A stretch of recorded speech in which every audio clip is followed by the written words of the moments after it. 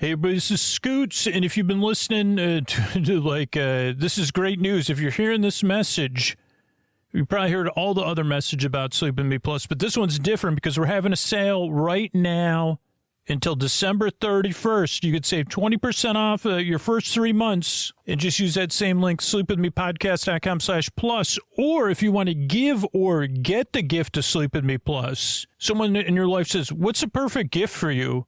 Well, I'll really miss Sleep With Me if it's gone. I listen all the time. I'd love to check out the ad-free episodes, story-only episodes. They can gift you 3 months, 6 months, 12 months of Sleep With Me Plus at any level for 20% off. So they could buy you a year, or, hey, you could buy yourself a year of Sleep With Me Plus and get 20% off. And you could do that at sleepwithmepodcast.com/gift. That's sleepwithmepodcast.com/gift. Get the gift, give the gift, or just sign up and support the show that puts you to sleep. Sleepwithmepodcast.com/plus. Thanks, everybody. Friends beyond the binary, ladies and gentlemen, boys and girls, it's time for the podcaster that's here to keep you company in the deep, dark night, to take your mind off of stuff with a silly bedtime story, and to make things just feel less alone. Take your mind off of whatever's keeping you awake and say, hey, at least I got some dull company, a little bit silly, a little bit goofy. And the reason I make the show, one, I know how it feels, and so do a lot of other people listening in the deep, dark night, not being able to fall asleep or stay asleep or waking up a lot. Whatever it is, there's somebody listening that can relate to what you're dealing with. But also, you deserve a good night's sleep. That's why I make the show. You deserve a friend in the deep, dark night. So see how this show goes. For most people, it takes a couple tries to get used to, just because the show is so different. What I'll do, or what we got coming up here structurally, is support. That's how the show stays free for everybody who wants to listen for free. And you can always pay if you don't like listening to the ads. Then there's a long, meandering intro meant to ease you into bedtime. It is a show within a show. You don't want to miss out on it, at least at first. You never know, it might put you to sleep. Then there'll be a bedtime story. I think it's going to be a board game unboxing, but I'm not 100% sure because I haven't done it yet. You know, stuff comes up, stuff happens with this show. And then, what else? What am I not remembering? How's the show work then? Oh, then there's thank yous at the end. I think that's everything. I'm really glad you're here. I work really hard, and I really hope the show can keep you company while you fall asleep. And these sponsors are how we're able to do it for you for free twice a week. All right, everybody, this is Scoots here, and this is a kind of an unboxing unboxing show. I mean, I guess it could be 50 episodes, and it does take some explaining, and I rarely hype up Patreon bonus episodes, but as part of our subscriber summer that came out during the summertime, we put out a unboxing of stickers for this game. It's called Gloomhaven, and normally I don't comment on the quality of episodes in the public feed or the Patreon feed because it's just rare where I have an episode that really feels unbelievably special to me.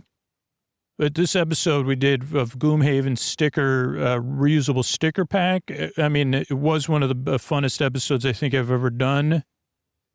Because it was bonus content, it was very freeform and silly.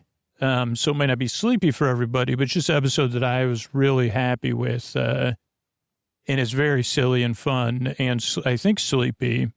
So definitely encourage you to check that out. But so I have no idea how many of these kind of episodes I'm going to do because this game Gloomhaven is what I'm going to do is a little backstory about it, and then we'll open a couple things. When I say you could do 30 episodes about it, the box is too big to even bring in the studio. I still don't know anything about the game, and there's literally thousands of things in the box. And so for me, the part of the unboxing is, I know it's like a role-playing game, or seems like it, and that's really all I know, even from doing the sticker pack.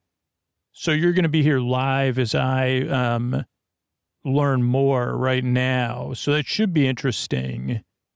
And the other thing that's interesting is like, so this game, let me just look up if it comes up how much you could buy it for. So the game is called Gloomhaven. I guess this is this the second edition? Euro-inspired tactical in a persistent world. It's on, you could play it online. Okay, here it is on Amazon. So let me just see just the pricing, because I said I didn't buy, I pre-ordered. Oh, so it's $150. So at some point, a long time ago, I'm not talking recently. I don't know when this was first released, but this game came out, and this was the second edition. So maybe it was before, right when the second edition came out, and you could pre-order it. And someone was like, "This is a rare opportunity to pre-order this game." Oh, 2018. So that's probably when I bought it. It's 2023 when I'm recording. That's probably 2024 maybe when you're hearing this.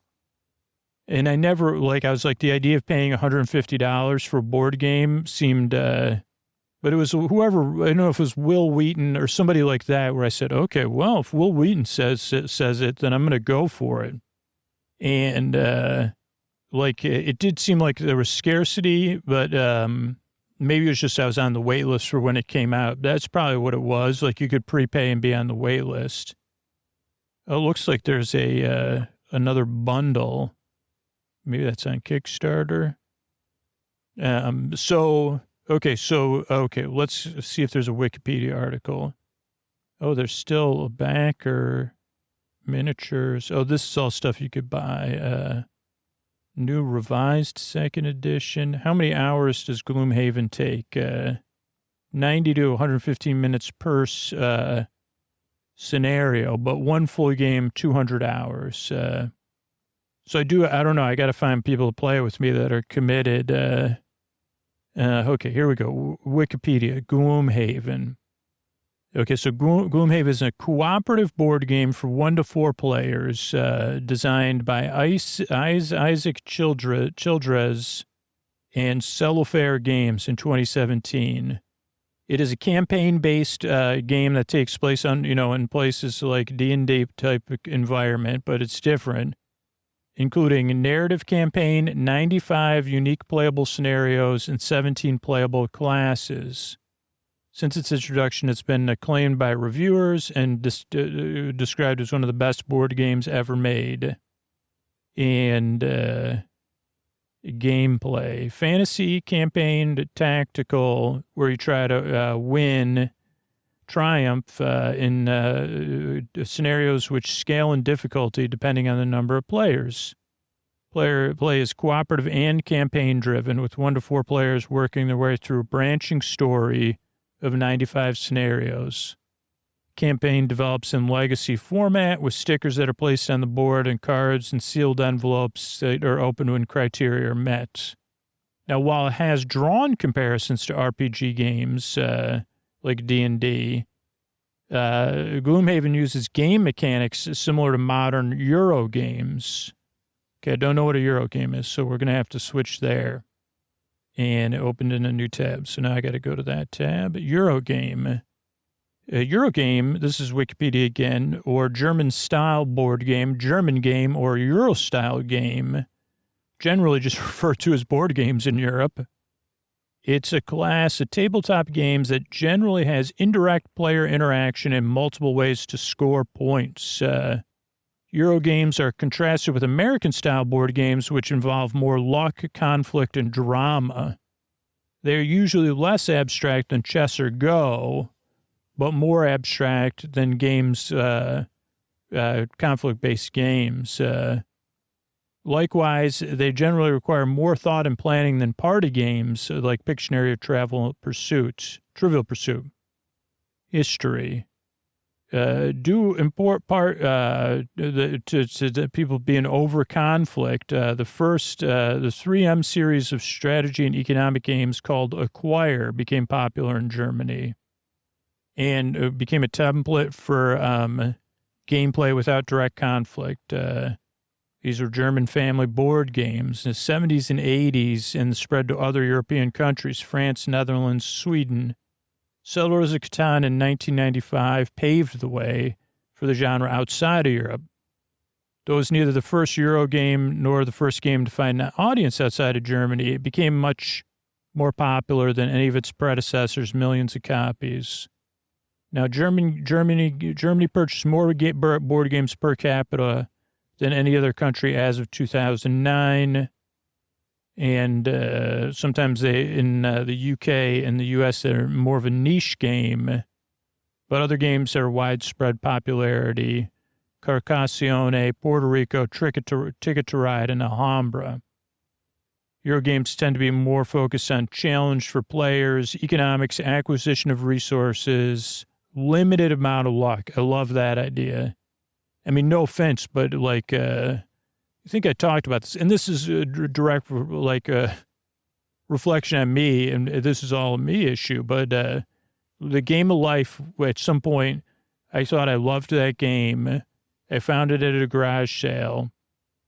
And then I started playing it at some point, in the last 5 years. And I said, this game, there's absolutely, this is maybe a shocker to you, but the game of life is 100%. There's no strategy involved. Maybe one or two things, but the odds of that strategy impacting the results of the game, like buying insurance or picking which of the two or three, it's very low. And then I also had family members that loved this one style of dominoes game, which I won't name. This was, again, maybe 6 or 7 years ago. And as I reviewed the rules over and over again with them, and then played the game, I said, this game is 100% not strategy-based. It's 100% luck. And they said, no, it's not. It's fun. And I said, it can't, I said, this is not fun. So that's more of a me thing, right? Where some people may enjoy that. They also differ from abstract strategy games by using themes tied to specific locales and emphasize individual development and comparative achievement rather than direct conflict. They also emphasize mechanical challenges of their systems over having the systems match the theme of the game. And different from other games. Popularity of the genre has been an expansion towards complexity. Games such as Puerto Rico were considered complex when Eurogames started to get popular in the U.S., and newer games like Terra Mystica and Zolkin are more difficult to get into. While many titles, I don't know, we play a lot of Ticket to Ride when we're waiting in line or waiting around, pass and play on the phone. But yeah, they're well suited to social play, and characteristics of the games tend to support this aspect well. In contrast to games like Risk, Monopoly, in which a game can extend indefinitely, Eurogames typically have a mechanism to stop the game within its playing time. That can be a preset score, a set of turns, or a depletion of resources. Playing time can last from a half hour to a few hours, 2 hours, 1 to 2 hours typical. They don't have fixed numbers of players like chess or bridge. Though there is a sizable body of German games for 2 players, most can accommodate 2 to 6. 6-player games are rare. Power Grid, Caverna are 2 examples. And then games with expansions such as Settlers or Carcassonne. Some now support solo play with modified rule sets. No player elimination is another one. Game mechanics, as we talked about. Stuart Woods' Eurogames cites 6 examples of mechanics common to Eurogames: tile placement, auctions, trading or negotiation, set collection, area control or influence, worker placement or role selection, low randomness, and themes. Carcassione. So there's different themes. Game designer as an author, although not relevant to play. Many times the name of the game's designer is often prominently mentioned, and they can develop a considerable following. And for that reason, the name designer games is often referred to. Industry. This just talks about famous people in there. So there's a lot more, you can learn about it. Events. Yeah, there's awards, influence. Xbox has included games. Ticket to Ride is kind of a perfect game for a phone or another thing. Okay, so let's get back to Gloomhaven. Man, we might not even unbox anything. The other question is, and this will go by for years, will Scoots ever play Gloomhaven? What's the gloom with your Gloomhaven? What's the gloom in your Gloomhaven, Scoots?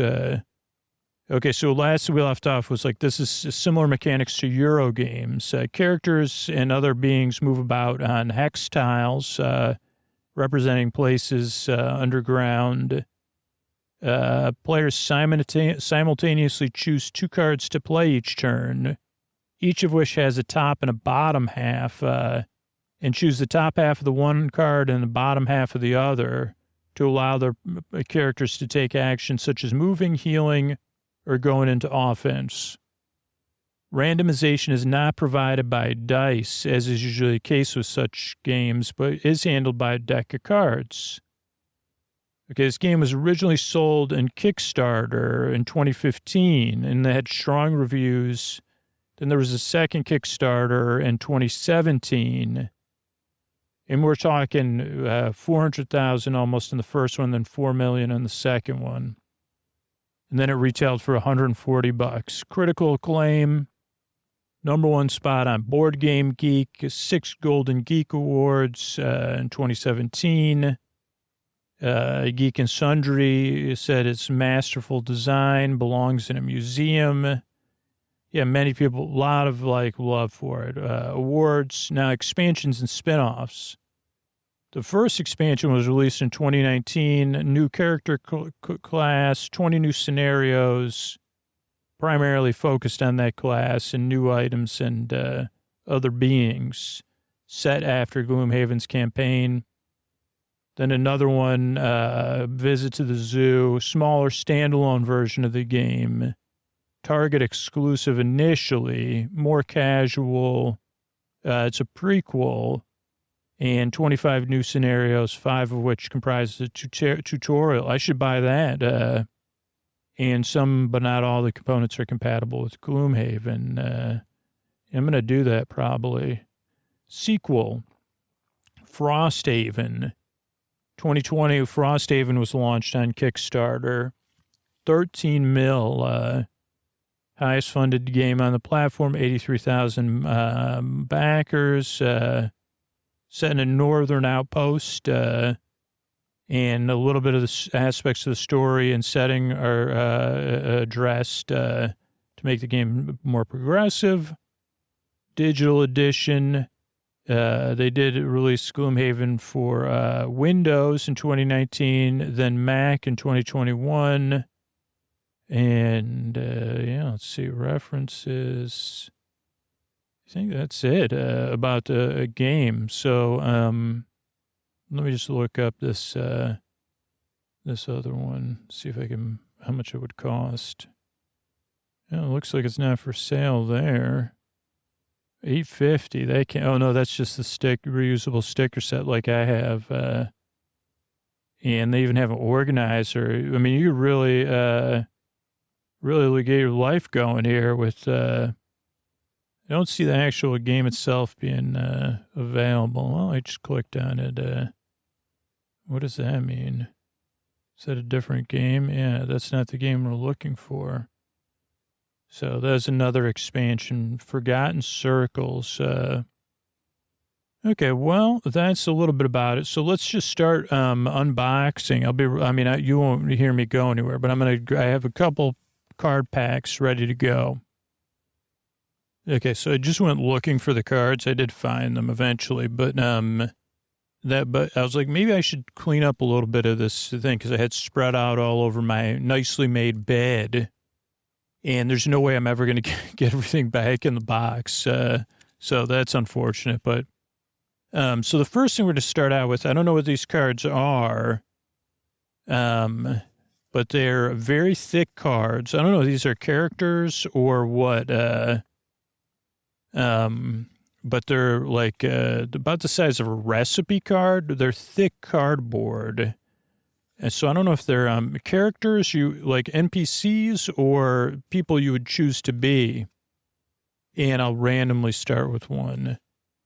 Okay, the first one. Okay, on one side is a big picture of who they are.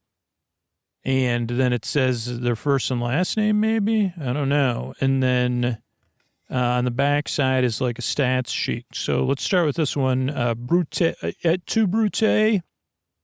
And, but instead of, even though that's their name, et tu Brute, actually, these were the dudes on the cover of the sticker set. They have like, because I was wondering, and it'll be interesting to find out more about them because they have a horn. They're horn-based being. I was like, is that a helmet or a horn? Tri-horn, this one. But also seems to be composed of some sort of, I don't know, their complexion and on their shoulders is covered in something that I'd say is more like grassy plains than fur. So at Tu Brute, Inox, primitive, nomads, hunter-gatherer, scraping things together and like saying, hey, don't bug us. They have strength and size, eager to prove themselves, and, don't bother them. There's some free advice. There is, however, ones that have chosen not to be nomads and embraced life in the human cities, employing their size and strength to earn a living. These are the ones that some people in this world call them et tu brutes, and they can also do labor, construction, loading, and flexing muscles. And, they don't mind showing their strength and getting paid for it. Okay, they can choose one path, play 2 cards or long rest. They have a 10 on something. I don't know what that means. I don't know what any of these numbers mean. The initiative is a mountaintop, maybe? I don't know what that means. Long rest is a mountaintop 99. On turn, perform top ability and bottom ability. I think we just learned that. Elite first, then normal in ascending order. Focus on 1, then 2, then move to maximize. Okay, so I don't understand any of that. And then there's a bunch of numbers. Lowest number is 1, highest number is 9, and then on the bottom it goes 10, 12, 14, 16, up to 26. Oh, here's another one. A different version. Inox, like hot under the collar. So they're epitome of Inox strength, and they're protectors of their people. And if you bother their people, they will get hot under their collar. So don't. They have a red lightning symbol. And I don't know if that, and let's see, play 2 cards, long rest. I don't know if anything else on the other side is different. But yeah, they're a horn-based being with like a grassy fur. Then this person's name is Harrower Plaza. Harrower Herald. This is, they speak their own language. That's just what they're referred to in common. And they can be like, what do you call those things? nanobody, like something similar to a nanobot with a hive mind, highly sophisticated thought. Even though they have a reputation, they are not bad people. Just because they're a hive-based being, small hive-based being, and they may be nihilists, but that doesn't mean, there's nihilists in plenty of films that aren't, like it's, they're individual, it's weird being a hive because it's fleeting but eternal. So that's not easy. And yeah, they have trouble fitting in. They could be, they might be misguided, or they could be treated not nicely by misguided people. And, I think that's it. Harrow or Harold. Picture-wise, they have a cloak on with some different, nice, like a gem and some other stuff. So I don't know. Maybe these are non-friends. Vermling mind. Vermling mind. This one's actually like holding its fingers to its temple. Its eyes are glowing. It's they're fuzzy friends, and more than happy to say hello when needed. But they could be controlled by other characters if you have the right combination of pandering and assertiveness. But they like to be in packs and fulfill their own needs. And while they could make their way into society, they could be also shunned or not, like people say, hey, I don't know about this. They could flee, and like live low. And then it's tough because they don't have a pack to connect with. But they could form bonds with other beings, communicate. They could communicate with a large number of beings, but that's not easy on their minds. So that's Vermling mind.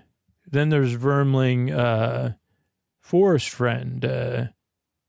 And these ones have a unique bond with the natural world, communicate with a large variety of other animals, and they go beyond base instincts to find, they make friends with the animals of the wild. That's interesting. So kind of like, I don't know, in Volrath Quarter,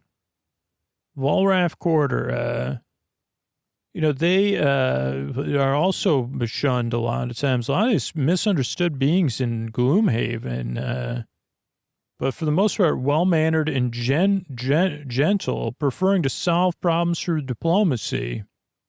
Oh, because they have horns, too, and pointy ears. But they're bulkier, stronger looking than elves, and a little bit furrier. They had a tough past for their people, and they pride themselves on being able to, work peacefully with society. They, it could be merchants, politicians, and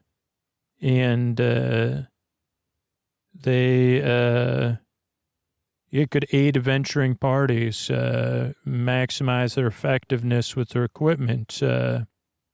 Esther summons.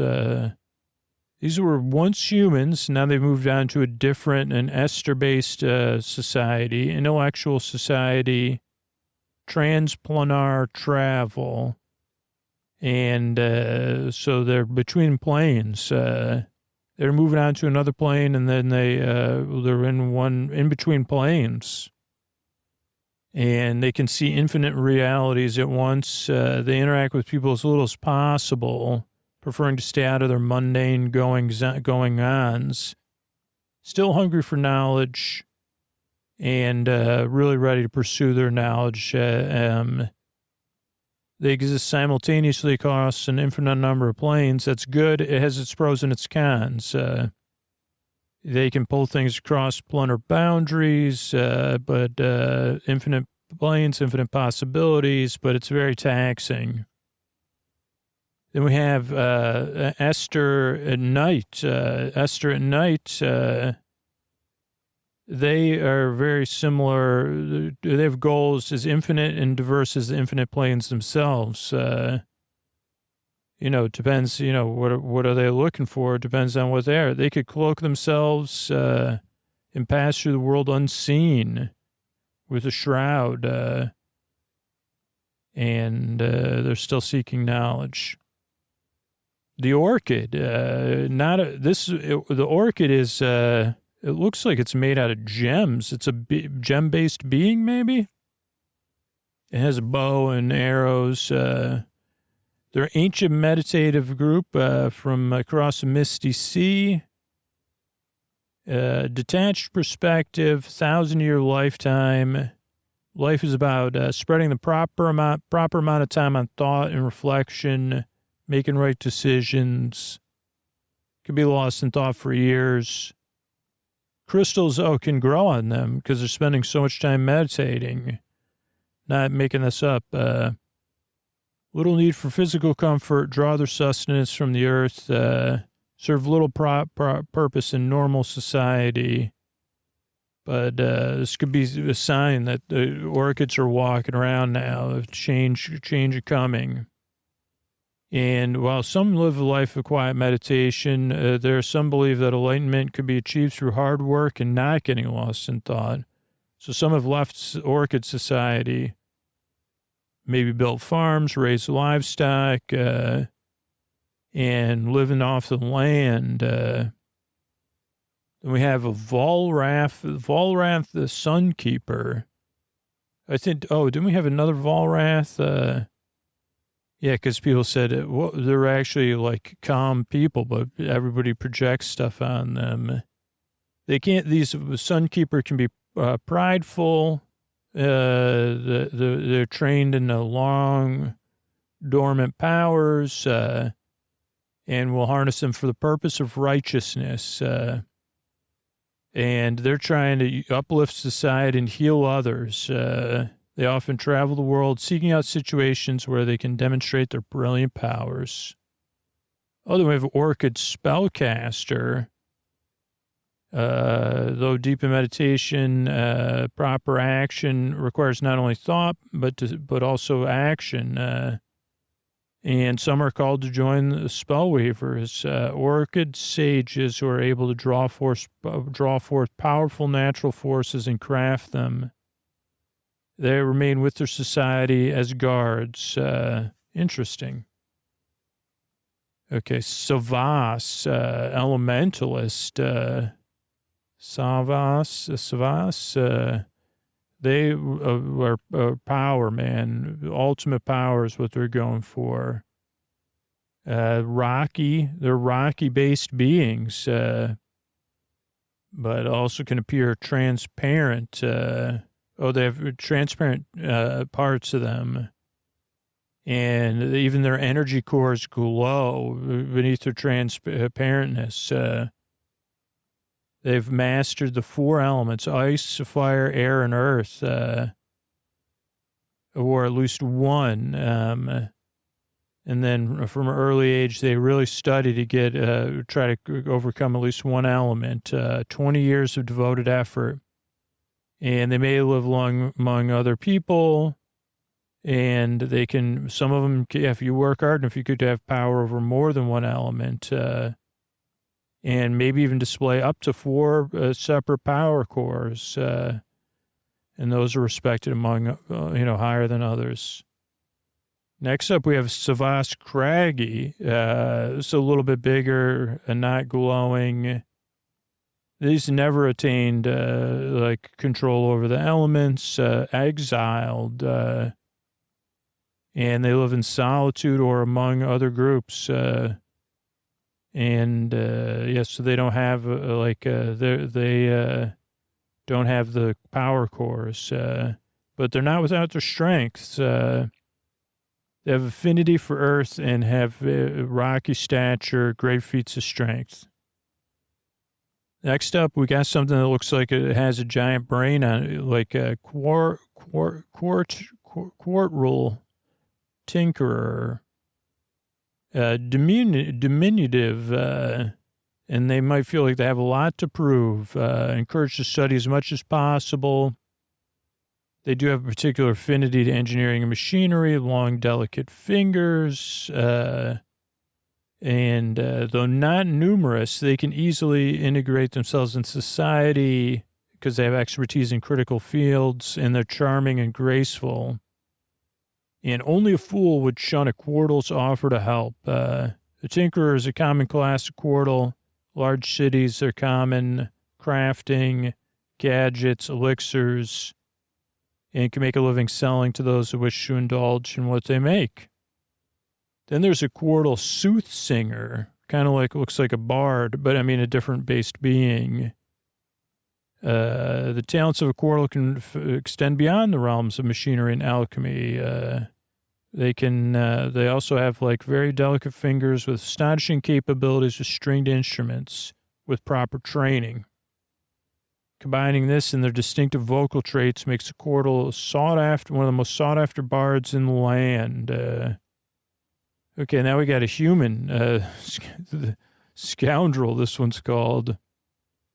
Humans, this is as humans constantly, they're like locusts, make big, extravagant cities, don't understand slumbering forces, have a lot of rules and regulations, but also humanity has a great diversity. Intense curiosity and relentless nature. So, the scoundrel, though, is while many humans work to build up complex and constricting bureaucratic societies, there are others who aren't into it, and can be considered dirty rotten if there was a movie about them. They're unscrupulous, self-serving, and operate on the assumption everything is for them, and they should get what they want. Human construction person. There's one of the most respected professions to serve the great oak. Followers of the oak are religious healers. So I guess it was a different... it's like a medic, I guess. Larger human society, contrary to popular belief, there is nothing magic about their methods. The mystique of the profession is lost when they do their hard work. Okay, so that's everything. So I don't know what these cards were. Now I have a card. There's a bunch of these smaller cards, which look like miniature playing cards, but they're... I don't know. So this one the first one is boots of levitation, gain flying, shoes of happiness. I could use these, man. Give me some shoes of happiness. If you move 6 or more hexes on your turn, you get one happiness, I guess. How about this one? The blinking cape. What is that? A blinking cape. You could perform a move or a jump, action, blinking cape, special armor, dredging armor. Next 3 rounds, you could gain one or something else, a couple circles. Circlet of the elements. During your turn some sort of color wheel to create any elements. Chainmail for your head. Yeah, that one. Frigid implement. It's ice cold, man. It's +2. How about a stormy implement? It's +2 too. That one's 30. They're both 30. How about a warming implement? That's also +2 warming. Vibrating. That's a +2 plant. Then we have brilliant implement. That's +2 brilliance. Evening implement. That's +2 something. And now we're getting into wands. Wand of frost. Wanda Frost. Nice to meet you, Wanda Frost. My name's Scoots. Wanda Frost, pleased to meet you. Who's this? Wanda Storm? Oh, Wanda Storm. But the first names are the same, but the last names are different. Wanda Storm, eh? Wanda Inferno. I've heard of Disco Inferno, but never Wanda of Inferno. Wanda Inferno or Wanda of Inferno? Oh, Wanda of Inferno. You know, it's Disco Inferno, not Disco of Inferno. But it's like, because you're discoing so hard. It's like, I don't know what it means, actually, you're right. Wanda Vibration, Wanda Brilliance, one of my favorites, Wanda Evening, like a little aid potion, major aid potion, Steel Ring, if you can gain 4 shield with that one. Dampening Ring, Scroll of Power, Scroll of Healing, Scroll of Stamina. So that was what was in that pack there. I mean, I can't imagine trying to keep this game organized. Wow. Okay, next up, this one has like a masonry wall on one side. These ones just are scrolls with stuff written on it. 1 check, Streamliner. 5 or more total cards in your hand, discard at the end of the scenario. Then Layabout. Gain 7 or fewer experience points during the scenario. That's 2 checks. This is 1 check. Workhorse. 13 more experience points, wow, during the scenario. Zealot. Have 3 or fewer cards in your hand and discard at the end of the scenario. This one, your current hit point value must be equal or less than 2, or equal to or less than 2 at the end of the, oh boy, that's not good. Fast healing, your current hit point must be equal to your maximum hit point value at the end of the scenario. Neutral, you get surprised during one of your turns during the scenario. Plunder, you get to loot a treasure overlay. Protector, allow your character allies to become tired out. Explorer, reveal a room tile by opening a door. Hoarder, get 5 or more money tokens. Broke, loot no money tokens. Pacifist, don't cause any trouble. Non-pacifist, cause trouble 5 or more times. Searching and gathering 1 or more times. Elite. Professional, use your equipped items a number of times equal to or greater than your level plus 2. Assertive, have 1 or more beings present on the map at the beginning of every round. Dynamic, dynamo. Deal with being by 4 more than necessary. Purist, use no items during the scenario.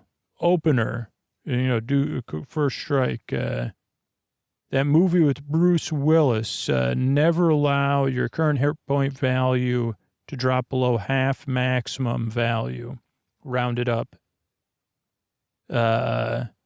Make a single move that is successful. Straggler, take only one long rest. Scrambler, take only a short rest. Okay, so that's the end of that pack of cards. Okay, here's another pack of cards.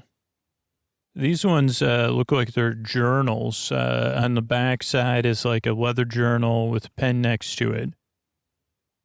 So let's see what these are. Seeker of Zorn. Even as a child, you could feel the call of Zorn. You'll travel to Gloomhaven and work for Zorn. And you got to do 3 crypt scenarios and unlock Noxious Cellar. So these are like, I guess, like your secret assignments. Merchant. Money and merchants you want to rule. Gather enough equipment together that you could set up your own shop and work towards becoming a merchant.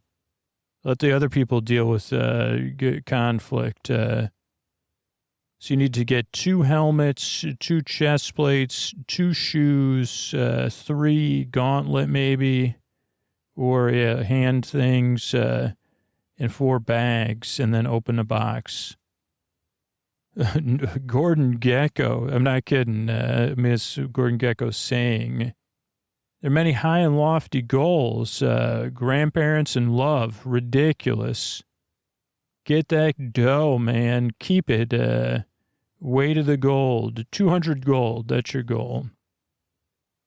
Curing, yeah, you want to cure, you can find it, forest imps in the forest, gather enough essence, so you got to unlock Forgotten Grove and meet some 8 forests beings. Studying how it works, what's going on. So many people to study. Imagine how many you could meet. And sure, you could go to the university, but what about learning in the school of life? Experience your party members becoming exhausted 15 times. Long arm of the law. Order chaos, which can be tamed and controlled. Gloomhaven is chaos, and that needs to be controlled. Start in the wilds. Vermlings or humans. So deal with people that are causing trouble. Put it on the scale, man. People might not like vermlings, but what do you want to do? Meet 15 vermlings. Trophies, man. Gather them. Bowling, softball, whatever. You remember your first trophy, don't you? Even if it's participation only. But there's more challenging stuff out there. So get 20 trophies. Wanderer, eternal wanderer, meanderer. There's so much to see in the world, so much wondrous stuff. Snowy mountains, islands, caverns. All these sites were not created by chance. You want to visit these places and meditate upon their existence. 15 different scenarios. Legend, man. You want to earn 15 check marks from completed goals and open a music box. Make a name for yourself. Anybody could go out there and get the job done, but you're not anybody. You want to do it in style and have stories and songs sung about you. So if not, what's the point? So it's pretty fun writing. I'm obviously changing it. Implement of light. You got people that are have gone on to other planes of being, and maybe that's not okay. Maybe you got to find this holy implement. So you got to find who's keeping it and get that holy implement. So you have to go to Sanctum and get it and deal with all the people that were there. This one's really called Take Back the Trees, man. Not man's not in there, but hey, they tried to say they owned the trees and wanted payment, and you told them, hit the road, man. Nobody owns the trees. So set things right in the forest and unlock the foggy thickets. In between, man, the air, up high, I guess, where the air is thin, or maybe it's behind the air on the other side. You got to travel to a number of locations in the area and study this phenomenon. 6 scenarios, 6 side scenarios around 51. This is strange. You've heard strange stories about different things looking around, and maybe it was part of your family's history, and you thought it was a story until now. So you got to deal with some stuff. Take a stand, man. You've never been the biggest among your peers. In fact, most of life you were smaller. Maybe even felt a little different. If they could see you now, it's time to take a stand for somebody, an underdog. Step up to those that think they're not, not being nice to an underdog and show them. So deal with 20 elites. Put the pie in piety, man. Gloomhaven's got greed and vice, and you're pious. You're out of the fledgling Great Oak Sanctuary. You got to be strong. Venture into the dens of iniquity and contribute as much as you can to help raise up the city's beacon of hope. So you got to donate 120 gold. I don't know if this is the best thing to do, but when you close your eyes, you can see, that you still kind of have something you can't quite get over, but you probably should. So complete 4 scenarios in Gloomhaven and then investigate. This one's this feels a bit overzealous. All these, there's ants. Are they in your pants? I don't know. Devotion.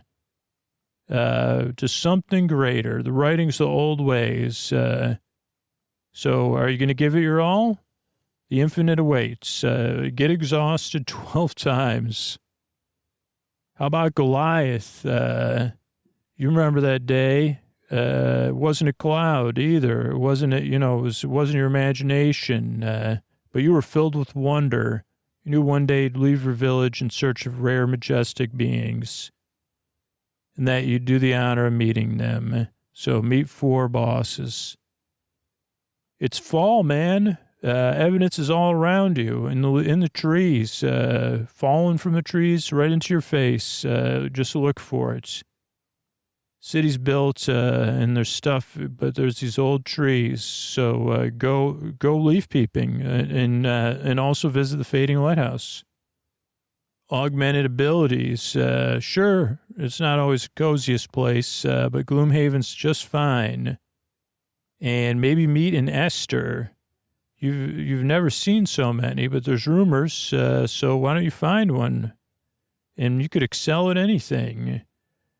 Purchase 4 enhancements. Elemental samples. That was the world's a fascinating place, especially surrounding Gloomhaven. Many intriguing phenomena and fruitful samples to collect. So you complete a scenario in these different outdoor places, in each of them. Helping hand. You got a friend in need, a friend indeed. You don't like the limelight, but there's selfishness in the world and grandstanding. You've preferred to be in the background. Everyone has a high and lofty goal. You're just happy to help. Experience 2 other characters helping them achieve their requests. Perfect pen. Creating pens is an art. And that's one of the ways you can draw on a canvas. There's rumors of exotic pens in the land around Gloomhaven. Collect a few samples and then craft your own pen to preserve your legacy. That's it for these cards, and that's it for our first coverage of Gloomhaven. Maybe we'll cover more. I don't know. But it's finally got the box open. Now the question is, can I get it closed? But we're closing the door on this episode tonight, so good night, everybody. I want to thank everybody who became a patron recently. I want to thank Angela, Rihanna, and Ellen. Thank you, thanks, and good night. India, Kyra, and Brooke. Thank you, thanks, and good night. Colleen, Joseph, and Matthew. Thanks, and good night. Jen, Joshua, and Kira. Thanks, and good night. Angela, Peter, and Stephanie. Thank you, thanks, and good night. Lisa, Ingrid, and Sean. Thank you, thanks, and good night. Linda, Jonathan, and Bastian. Thank you, thanks, and good night. Doggo, Emma, and Kimberly. Thank you, thanks, and good night. And Catherine, Jenny, and Tawny. Thank you, thanks, and good night. Sleep With Me comes out on a regular basis because of people that support the show directly or support our sponsors. And what else? Or you can also support the show on Patreon or on Apple Podcasts. That's how we're here all the time for free. But a free way to help the show is just to let people know about the show as it comes up naturally in conversation. It's a huge way to help. And I really appreciate it. Couldn't do it without all of you. So thanks again for stopping by. And here's Scoots, a Tuck You In sponsor, asking for, some support or maybe a Tuck You In sponsor. Thanks and good night. This show is supported by Odoo. When you buy business software from lots of vendors, the costs add up and it gets complicated and confusing. Odoo solves this. It's a single company that sells a suite of enterprise apps that handles everything from accounting to inventory to sales. Odoo is all connected on a single platform in a simple and affordable way. You can save money without missing out on the features you need. Check out Odoo at odoo.com. That's odoo.com.